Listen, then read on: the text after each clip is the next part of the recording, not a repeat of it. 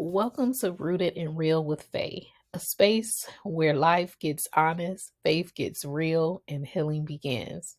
Have you ever prayed, stood on God's word, and had the faith of a mustard seed or enough faith to move a mountain and became disappointed because things did not unfold as you thought they would? I absolutely have. Recently, I prayed for God to open up this door of opportunity of employment and totally believed, stood on his word, and did everything I humanly possibly could to prepare for the interview, to do a remarkable job in doing a mock training. And during the interview process, I did mock interviews with some colleagues. And when I tell you, I did everything humanly possible to make sure that I truly did an exceptional job during the interview process. And in the most humble way, I believe that I did an exceptional job. But guess what? I didn't get the job. I was devastated. I was devastated because I so want to be able to transition from what I'm currently doing into a different role that will enable me to do what I do, but in a different capacity. And when that did not happen, I just was devastated because I said, Lord, why would this opportunity come back up? I not get it. I did everything that I needed to do on my behalf. And then you don't open up the door. Your word says, ask and you shall receive. I asked, but I did not receive an offer. So what I found is that for a day, I cried, I was sad, I was irritable and annoyed. And so I had to only give myself one day. And then I had to let it go. Because if I didn't let it go, I was going to be in a not so good headspace, nor was I going to be in a great place emotionally. So I had to just say, okay, Lord, I don't understand why. I don't know if I would have gotten in a position and been totally miserable. I don't know if you would have gave me the permission to have the position and then that position be cut and then I'd be without employment. So because I know that you're all knowing and you know what is best and you know better than me, I'm going to trust you because otherwise, I'm going to be in a place where I don't have gratitude. I'm going to have a stinky attitude and I'm going to be miserable. And me being miserable is not going to help me get the job that I didn't get because someone is already going to function in that job. So, what is being miserable going to get me exactly? Nothing. So, even though it may be hard, it is ultimately in our best interest to always trust God.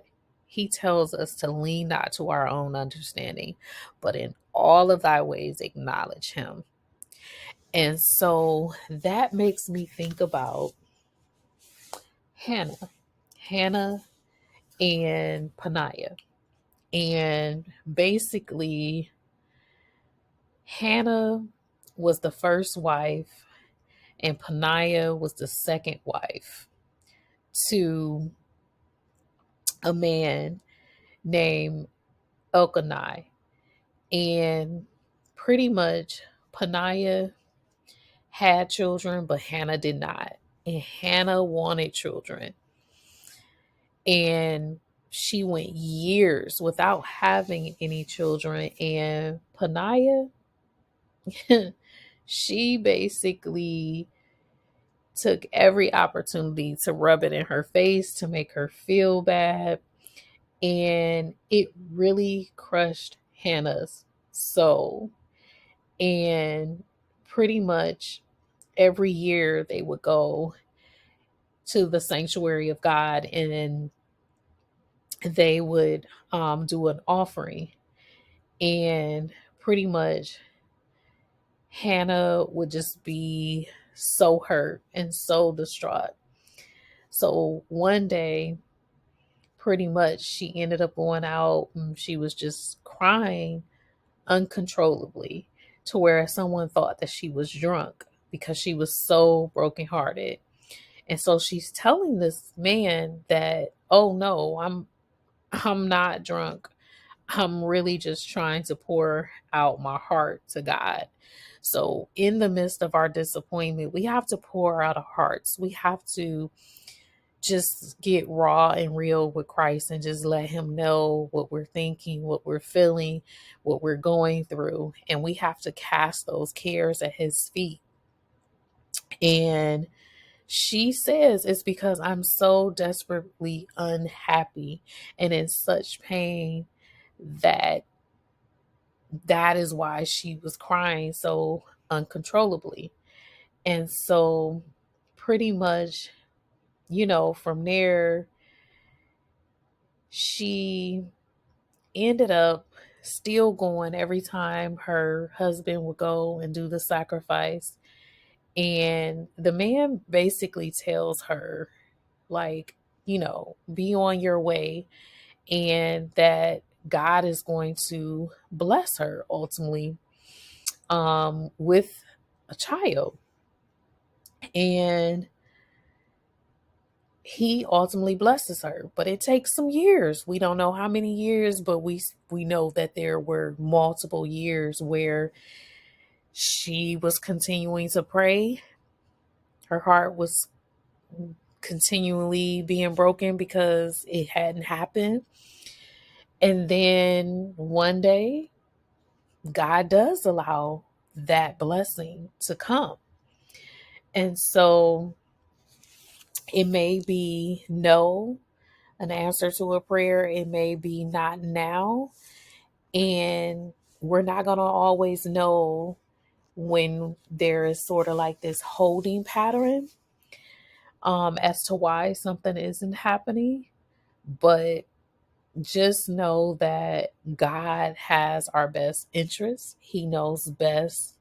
And we just have to continue to believe and trust.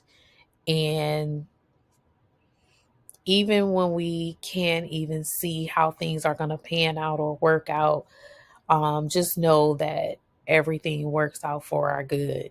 And that while we're in a particular area or while we're waiting for something to happen, God is going to sustain us. Well, if you found any of this information to be a blessing, please like, please subscribe, please share with someone else. And what is it that you do exactly?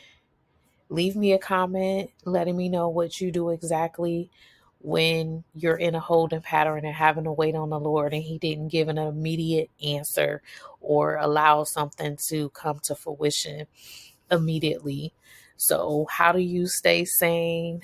How do you stay in a place of peace?